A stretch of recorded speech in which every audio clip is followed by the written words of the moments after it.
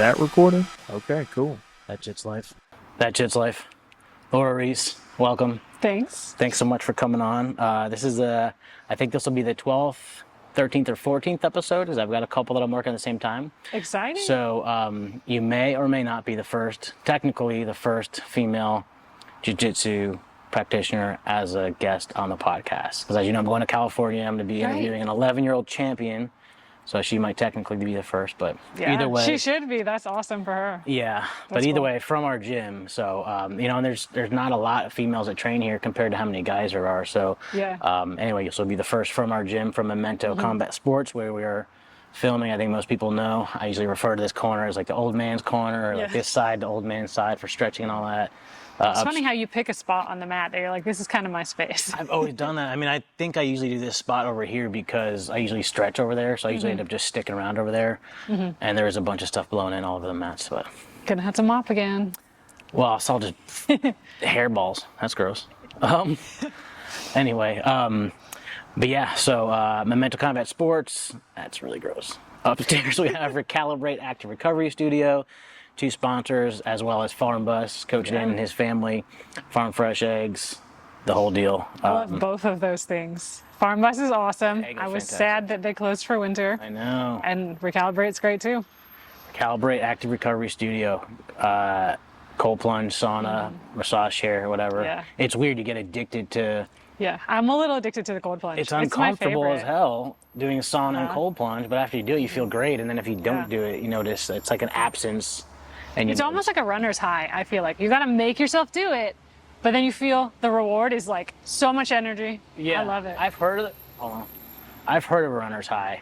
I've never been a big runner. My dad ran marathons when we were kids, and my older sisters run a bunch of half marathons, but I've heard of that. Yeah. But so we'll probably end up talking about it, but running, I have a love-hate relationship with. Jiu-Jitsu, I just love, because it's interesting. Yeah. Running gets boring. Jiu-Jitsu is always different. You're always like planning, processing. Yeah. It's so much more interesting. Anyway, but yeah, thanks again for doing this. Kind of a separate set of questions, if you will, maybe some things that aren't talked a lot about in Jiu-Jitsu as far as being, a female's perspective on some things. Yeah. But how long have you been doing Jiu-Jitsu for?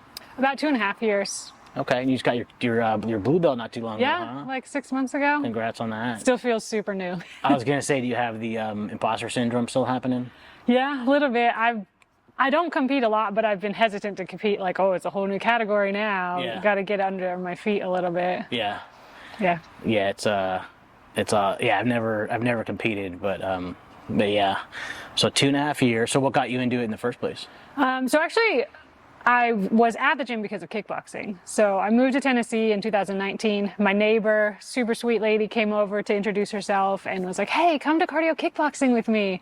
And so I got really into that for a couple years, and at a couple different places, and ended up at a place that had jiu-jitsu classes after. And as I got to know some of the guys, they're like, stay for jiu-jitsu. And I'm like, not a very touch person. So I was like, that looks real weird and sweaty. No. So it took them a while to convince me. Yeah.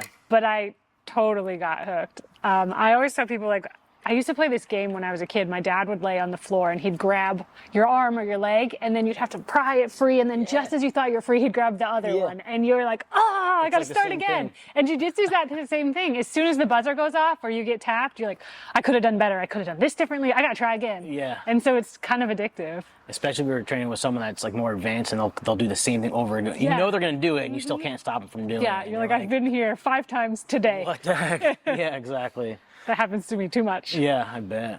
So, when you think back, what was that first class like that you had? Because there's probably a lot of people that wrestled when they were growing up. I never did any contact sports like that where it was so close contact. I mean, I did karate in high school, so for me it was really, really weird to be in a gi that thick and then be like grappling with someone. What was that like in your first class? Very unfamiliar, and I did do gi first and was like, oh, this is really restricting feeling. And it took me kind of a while to get a hang of what is the point of this, because it's not as simple as you just have to get on top, or like it's more complex than other sports where you just have to go to that basket, you just have to do this. It's, well, you're maybe winning if you're on top, you're maybe winning if you're on bottom. Like that. It changes constantly. You're not totally so I was overwhelmed for sure at first. But like I said, that, I could do better next time, kept me going until I understood what the strategies started to understand, because Yeah. it's, you know, a lifetime of learning, but I Yeah. started to understand where I was aiming, There and you then go. it just got more fun. I was gonna say, so was it immediate that you fell in love with it, or did it take a while getting used to like what the nature of it was before you actually were like, I really like this? I think I knew kind of right away that I really liked this, but being a woman, going into this place with big dudes and unfamiliar people, Yeah. it took a lot of willpower at first to be like, I'm gonna go today. Yeah, it took me. I wasn't very consistent in the beginning, so I wasn't like getting better, and so for like the first year, I was like forcing myself to go, and then I started going consistently, and then I started liking it because I started, I got a submission, or I started just feeling better about it or whatever. But yeah, it's initially it's weird. I think a lot of people that will start it that have like a wrestling background, and it's like Yeah, it kind of makes sense for them. yeah, they fit in really easy. It's not super awkward for them. Some martial arts have you done? You said kickboxing, or is that more of like a cardio? It is a cardio, so I mean, I think I've gotten halfway decent at striking, but it doesn't include a lot of defense. But I've always liked sports, so I enjoy the fitness of it. I enjoy the friendships from it. So that's the only other martial art really that I do. So were you doing that for a while before you did try jiu-jitsu? A year and a half, Okay. 2 years-ish. So So yeah, you feel fairly confident, like if something were to happen, understanding distance control, and then if it did end up on the ground. yeah. like, what I to mean, do. there's so much talk about the perfect martial art for self-defense, and I don't think there is one. No. But I do feel like with some striking knowledge and some groundwork knowledge, I've got a leg up on the majority of the female population. Not that I want anything bad to happen to anyone, Yeah. but I feel I have gained confidence in the last few years because I have some knowledge of striking and movement and just like where your body is in space. Like some sports I think give you that more than Yeah. others, perhaps. Yeah, being aware of how your body is in relation to someone else, especially if that other person is trying to attack you, Right. and things are going 100%. If you're not prepared to go 100%, not that we're like, we're competing in the morning, not competing in the morning, but you're training against the training partner. Everyone's trying to be careful, but you're going 100%, but not like competition 100%. But I would still think that. Yeah. If something were going to happen in a parking lot and all of a sudden you're scrapping with someone on the ground and you're going 100 miles an hour, you're sort of familiar with that compared to someone who's never done. I think jiu-jitsu people or rely wrestling. on muscle memory so much in a adrenaline up, heart rate up kind of situation. Yeah. Putting hours of effort into building the right muscle memory. We talk about this in the women's self-defense class a lot about not just if your initial instinct is to curl into a ball, that's actually terrible. But if you're building a habit of putting up frames, of judging distance, of responding appropriately, hopefully you will Yeah. in a serious situation. Yeah, and that can lead us into the next kind of conversation about women's only self-defense. We have the free women's only self-defense class every Friday at 9 a.m. and you along with Christina and a couple other people have been regulars. I think you're a little bit more because you have the curriculum, the Gracie curriculum. So when Joe's been late and he's asked me to fill in, I'm like, hey Laura, can you? Yeah, Can you this is what teach I a was class? looking at last week. Yeah, That's but been helpful. It's a big topic to talk about, self-defense in general, specific to women, female-only self-defense in different scenarios. What's your take on that in general? Like having it, being comfortable using certain things, that kind of stuff. I think self-defense is a thing that a lot of women just kind of don't want to think about. But, I think of it kind of like insurance for your car. Like, you hope you don't have an accident, and most days you don't, but you still make a plan for if you do, because you Yeah. can't control other people, True. So I think training self-defense and not just like a seminar for 2 hours one time. Yeah. I think it's super important, and Yeah. hopefully you never have to use it, but if you do, you want to be as prepared as you can. A lot of it's that muscle memory. A lot of, I think, and I'm the type of person too, but being not aggressive, I don't know how to start a word, like if you're at a gas station and some random dude approaches you, being comfortable, being like, hey, can I help you? Like, why are you in my personal space? I think for women, that is a thing that has to be practiced. I think so often in culture, we're very not wanting to make people uncomfortable, not wanting to be embarrassed. You got to like talk quietly, and Yeah. you have to practice using a loud voice and being firm and commanding to a man, because that doesn't commonly happen Yeah. in your day-to-day life per se. Yeah, and I don't know what that's like from that perspective. For me, it's about, I don't like confrontation. Right. So like, I mean, granted, I've never been in a situation where I thought someone was threatening my life or like my wife or my son's life where Right. I've had to get aggressive. I'd like to think that I would automatically do that, but it doesn't come natural to a lot of people to just say something. So I had a funny experience maybe a year ago, because like we were talking, I do run, and so I was out running, and this was just like a micro like example to myself of what I might do in a serious situation, because I'm running like looking ahead, and the guy running towards me jumps into my path. He was jumping around a puddle, but I wasn't looking down at the puddle. I didn't know that. He was there to murder you. I was like, whoa. And I was so like pleased with myself that I jumped into like a kickboxing stance, hands up. I'm sure he thinks I'm crazy. Did he end up saying anything? Or No, he I stood was off? like, oh, and then I went back to running and he just ran by. But, and probably to this day, he's like, one time this lady went nuts right in front of me. Or like that's how I met my husband. That would be epic. But still, I felt like pleased that I didn't just panic. I jumped into a strong stance and felt as prepared as I could have been. Yeah, you never really know what you're gonna do, but so I think that's a huge part of it with like just situational awareness, like understanding your personal space, and if someone's to be like that, and to be like we were talking about.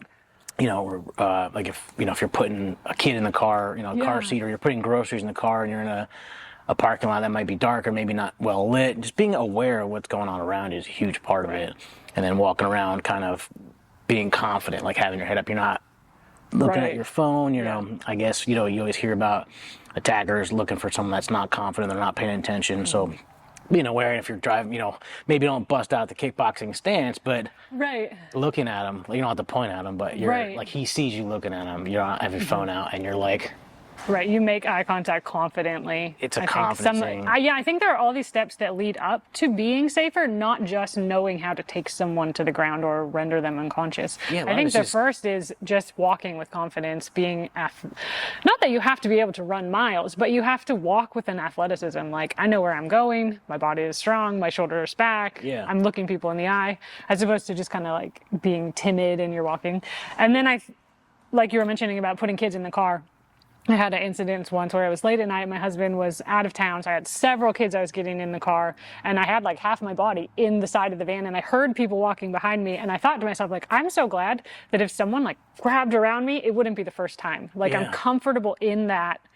Still, I mean, in the real world, your heart rate's going to shoot up, but it won't be the first time I've ever had to react to someone grabbing me from around, and so that builds confidence, and I think it all adds to the way you walk because you feel more confident because you have some knowledge. Yeah, and I think too, like literally the fact that you're thinking about people passing behind you. You're not necessarily looking. I mean, that's all probably a whole art form in itself when you're walking. Like you're kind of pretending like you're looking off in the distance, but you're really looking, using your peripheral to see if someone's behind you or if someone that turned around, if they're now following you, and kind of just being aware. But and actually, I have like a visual disability, so I can't see distance really well. So I think there, more than other people, is a likelihood someone could get too close to me before I realize that I don't know who they are. So that also motivates me to be involved in self-defense and able to handle close quarters encounters because I might not have been able to stop it sooner. Yeah, and just be ready to kind of interact immediately if something were to start happening face to face before you realize it wasn't someone you thought it was. Right, if someone's coming across a gas station parking lot, I don't know if it's like my uncle being like, hey, I haven't seen you, until they get close enough for me to see their face. Yeah, especially if they're not saying anything, you know. Right. But, man. So, women's only self-defense, hugely important. Yeah. How do you, so ours is still kind of getting off the ground. Do you like the way it's following the Gracie? Yeah, I love that there's a curriculum. But then sometimes we ask questions like, oh, would this really work against a really heavy guy? And then we kind of follow the path of like, okay, let's have one of the guys step in. Let's see how we react. Is this going to work? What if we did this? And so it's sort of like experimental, or like, I'm not sure what the word is, but it's like trial and error. Yeah, trial and error, thinking about the real world implications. Yeah, because there's a lot of things that, not even as a woman, like I've got a good friend, he says, or dude-sized, chick-sized dudes. Chick-sized dudes, Chick-sized that's dudes. what John says. I'm like 160 pounds, you know, you might be like 130 or 140 or something like that, but me with someone that's 250 pounds, there are certain things I'm not going to try on this person because they're just the risk of like snapping my arm or like, you know, triangling someone that's twice your weight, stuff like that. But trying that out to see, okay, like, this would work with her or that chick-sized dude. but not with, a 300-pound, 6'4" guy that's massive, that's also trying to, has horrible intentions other than just getting a good roll in. But the better you get at jiu-jitsu, the better you get at off-balancing people and using their weight against them. And that is some of what makes jiu-jitsu so fun. Yeah. Yeah, and then there's certain things like pulling guard. Like, you would never pull guard in, like, a street fight. Like, if you got knocked down, suddenly you're in your guard, but you wouldn't, like, walk up to someone who's ready to throw a fist and just sit down. Yeah. But that's the thing we talk about in the self-defense class a lot is what if you're sitting on the ground stretching, tying your shoe, doing something, and someone approaches you, how to stand up safely, and if you can't or if they push you back down, you do know something about what to do when you're sitting and they're standing. Yeah, yeah. So I don't know why this reminded me of, I don't know if it was a short or something on TikTok or whatever. There's probably a bunch of them like this, but it's like a spoof. It's this guy walking down the street and he comes up on like 4 of their guys that are like, they're ready to like fight him or jump him. And he's like, I think he's English. He's like, lads, I don't think you want this. And they're like, whatever, bring it on. He's like, all right. And he takes off his jacket. He's got a purple belt on, but like in street clothes. And then he's like, just 1 second. He's stretching. He's putting his mouth guard in. He lays down a mat, and then he's like, sit down and butt scoot in. He scoots in. He's like, all right, so watch this ankle. Like, I injured it last year, so watch the ankle. And he's like, all right. And then they all beat the crap out of him. That's hilarious. I don't know what made me just think of that, but yeah. Well, because it's not perfect for self-defense, but it is also a fun sport. So. Yeah, and you have to be aware. That's a hard thing too. While you're training jiu-jitsu, to try to put yourself in a mindset of, okay, if this wasn't jiu-jitsu, if this was a real life situation, you can get punched in the face in a real life situation. Yeah. Theoretically, unless you're doing combat jiu-jitsu, you're not going to get palm striked or punch in the face unless it's an accident. So thinking about that while you're rolling, going, okay, if this was a real street fight, I would be doing this. I wouldn't just leave my face wide open or even. We talk about that in the women's class a lot, about in a real life scenario, this. In sports, go ahead and do that because they're not going to punch you. Yeah. It's important to think of that. But so outside of jiu-jitsu, what's some things you like to do? You and your husband? We're all about adventure. So we like backpacking, hiking, kayaking. Yeah, with nature too, I guess. Biking and stuff like that. But yeah, he's super into mountain biking. But like I said with my vision, like jumps coming up on you fast and making decisions kind of freaks me out. So I'll go for a good exercise bike ride, but he and my kids go mountain biking without me plenty. But it's cool because I just go to the jiu-jitsu gym. There you go. I was going to ask about the kids. I couldn't remember if you guys had kids yet. Yeah, so I have 2 biological kids. They're 10 and 11. Okay. They're awesome boys. Love them. Boy Definitely mom. A boy mom. So we do foster care. So I've had 9 other kids, 5 of which were girls. And the boys, they're just easier. They're just straightforward. They're like, they're mad or they're not. The girls, there's a lot more drama and just that's not my game. I'm a boy mom. But I love all of those girls too. I loved all of the kids we've had. And yeah. So that's kind of an adventure too. Kids you don't know and life experiences that are different than yours. And it's a wild time. We have, so my wife and I have just one. He's a boy, but we've got a boy nephew. We've got a nephew who's a boy, and nieces too. So we have been around the girls, but we're boy parents. That's actually what initially got me into jiu-jitsu because, I did karate in high school. I wouldn't say I'm not a confident person, but like I'm not confident in like, being able to like just get in a street fight and handle myself or whatever. And I'm like, our son was maybe, I think 3 when I started. So originally I was like, I kind of want to learn how to defend myself in a practical way because I don't want. Because you're responsible for someone else's safety too.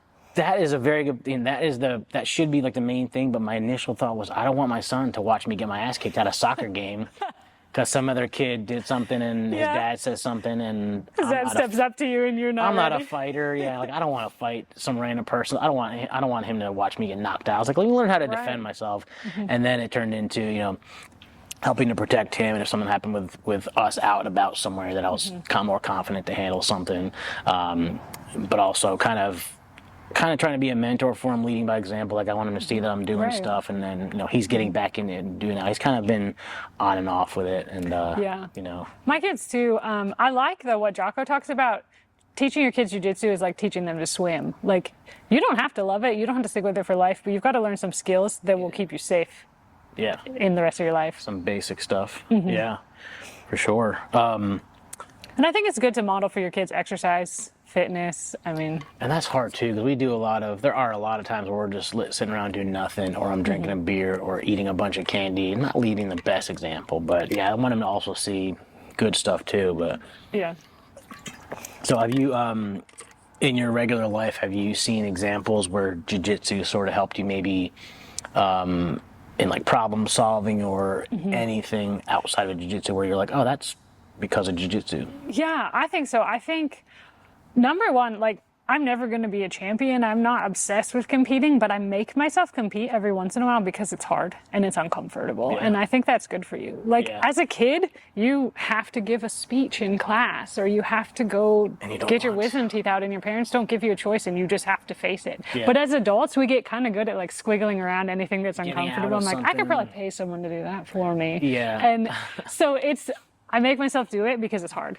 Yeah. And I think I heard a study, probably on YouTube or something, about how the part of your brain that's activated when you do something you don't want to do actually can grow, and that it's like bigger in pro athletes. And so you're like literally building your willpower. Yeah. So I think that transfers to all kinds of life. Like if I make myself get up at 5:30 to be at the gym at 6 every day, or, you know, whatever fits in my schedule, that's building my willpower. That's helping me in foster care when I have a drug exposed baby that's up all night. I'm building my willpower to be patient when I'm exhausted, to do things I don't want to do. Yeah. So I think that, and I mean, you can find yourself in really like physical pressure, uncomfortable positions, have to stay calm and think. And that comes up in daily life too. Uncomfortable situations, even if not physical, that you have to stay calm and think. Like I am the worst navigator, honestly. Like I get lost all the time. So if I get turned around, I start to be like, oh no, oh my gosh, where am I? You got to stay calm. Think about what we can do this. We can figure this out. out. I'm facing east. I need to go here. Like it comes up in life, staying calm in difficult things and making decisions. And the mental part of that, but still, like we were talking about, like if it's in a snowstorm or rain and it's dark out and you got to change a tire and you're on a, you know, where it's super uncomfortable. Yeah. It's not super uncommon. It's not. You got to stick with you're physically uncomfortable completing a task. Especially if your kids are in the car or whatever. Yeah, but so jiu-jitsu it's a different type of uncomfortability, but you're very uncomfortable in a spot and you're that practicing you do not want to be in. Yeah, and you can kind of breathe through it or kind of But it's kind of which is kind of like the cold plunge. You're practicing being uncomfortable, and then these are fun ways to do it. Cold plunge, jiu-jitsu. It's a controlled enviment for sure, and you get used to doing that kind of stuff, and it sort of becomes like you're getting, I think who does it? David Goggins, I think. No, maybe not David Goggins. He says common amongst uncommon MFers. But no, there's another one. It's, I can't remember it. I don't know. Common uncomfortable situation or something like that, or learning to be. Yeah, just comfortable being uncomfortable. Yes. That kind of thing. That makes more sense. Yeah, I think, and that opens you up to more, like I was saying, we just love adventures. And so like going backpacking and stuff, you can see way cooler things if you have the stamina and the like determination to get to more difficult places. Yeah. And so I just think it's a good character trait to have, is being comfortable, being comfortable, being uncomfortable, and not panicking in difficult situations. It can literally save your life sometimes. Yeah. You never know. Yeah. So what is it like, not necessarily on the first day, but what is it like earlier on in your jiu-jitsu career, like coming into a gym that there might not be any females in class, it's all dudes, and you don't Speaking know a lot of of them yet. uncomfortable. Yeah, that's a whole other level of, Yeah, it's different, and it can be challenging. There have been days where I have felt like, I feel like these guys do not wish to roll with me. And I think it's because they're all good guys. They don't want to hurt you, or they don't want you to feel like they're overly interested. Right. So I attempt to assume the best of everyone and just be grateful for the really great friends I have built that I can rely on, and like, oh, they're here today, so I'll definitely have a great partner. Yeah. So sometimes it does take some mental toughness to just be like, yeah, I'm not everyone's favorite role, but I can learn just like they can learn. Yeah. But I think, again, like it goes back, sometimes I can encourage myself with the self-defense of like, I'm getting comfortable interacting with people who are way stronger than me, people who are way more skilled than me. Yeah. So I don't mind it. Yeah. I think it's not as bad as people might think it's going to be. Yeah. Well, it can be awkward. I think it's for a lot of guys too, and a lot of people in general, women and guys, don't talk about the uncomfortability. Like I was talking with one of our female students, and she was saying how she already, like walking in the room, especially even if there was other females in the room, she kind of felt like she had a target on her back, and like people were looking at her like, like maybe they don't want to roll with her, but she was like, I don't want to ask questions. And I was like, everyone in here is Everyone here is super friendly. You ask a question, there's probably at least 4 other people that wanted to ask it and were afraid to ask it. So Yeah. be the squeaky wheel, and that kind of changed things around for her. She felt more comfortable, and then she started, having regular training partners, and that kind of went away. But Right, yeah. initially, and it's for guys too. When I come in, I don't know if it's an older thing for me or injury. Like there are certain people that I'm like, all right, I'm gonna go train with him because he's my age or whatever. Yeah. But it can be nerve wracking. Like I've can been be. doing it for 6 years, and still I'll be like. Yeah. Oh, God, Well, I don't and know these people. I don't know that guy. You're putting your physical safety in someone else's hands, and if you've never met them before, that can feel scary. So, I mean, to any women who are considering joining, certainly if you can go with a friend, a brother, another person, even another girl, where you can start to learn with someone that feels safe, I think that's great. But I think they'll hopefully find what I found is in the different gyms I've been at, like the guys are so kind and helpful and respectful, and I have almost never had any unfortunate or uncomfortable interactions. Yeah. There's like one kind of person I tend to avoid, and it's like really energetic teen guys who don't want to get beat by somebody's mom. So they're like, I'm going to throw an elbow here. I'm going to be way too aggressive And there. they're like, what the heck, And I'm dude? like, I need to be able to move tomorrow, so I'm going to avoid that. But in general, no matter what size, whether guys are way heavier than me, about my size, like we can both learn a lot, me and a heavier partner, by being forced to work technique and take strength kind of out of the element. It's hard to do that too. But yeah, that's for sure. That makes a big. Because if they just smash me, they're not going to learn anything, and I'm not going to learn anything. But if they can hold their strength back and we can just move through the techniques in more of a flow, we can both learn things. Yeah, for sure. So I think it's great. I don't mind it. At this point, a couple years in, I don't mind at all that it's mostly guys. Yeah, and I think a big part of it too is the right gym. I'm sure there are plenty of gyms out there where women feel more uncomfortable. Yeah, they don't have like a totally warming. possible. That kind of thing. Yeah. But from what I see, I'm not really here during the 6 p.m. class, but from what I see in the 6 a.m. and the 10 a.m., everyone here, women and men, everyone's kind of just on the same page as wanting people to do better. Was there anything that you wanted to talk about in general about self-defense or jiu-jitsu or the gym or anything like that? I think we kind of covered it. I love jiu-jitsu. I think it is great for self-defense. I think it is great for personal growth. The communities I've been involved in have been full of so many great friendships that I've built and positive encounters. So I'm all for it. I would encourage more girls to come to the women's self-defense. That's a really great way to get into jiu-jitsu. Yeah. If you think about some of the girls who really weren't into jiu-jitsu when they started, some of them have showed up in jiu-jitsu class now. Christina, which she had some experience before, but it's a good walking in point. Yeah, I was definitely a more warm way to start it because it is a weird thing to start. Yeah, you're sure to be with a girl, and you start with practical things you can understand, like a person walking up to you into the park. Yeah. And then you get into the sport of it and why you might not do this move because then you might get a guillotine. And yeah, exactly. Yeah. Well, we'll wrap it up with that. I appreciate you doing this. Thanks, it was fun. Hearing a woman's perspective on all that. There's probably a lot of stuff that people have wondered maybe, and no one really. Yeah, I definitely think people are sometimes like, why do you do that? Yeah, because it's fun trying to strangle someone. Right? It's a great way to start your day. Or trying to not get strangled. Yeah, it's awesome. Well, thanks again. I appreciate it. Thank you. Is that recording? Okay, cool. That Jits Life.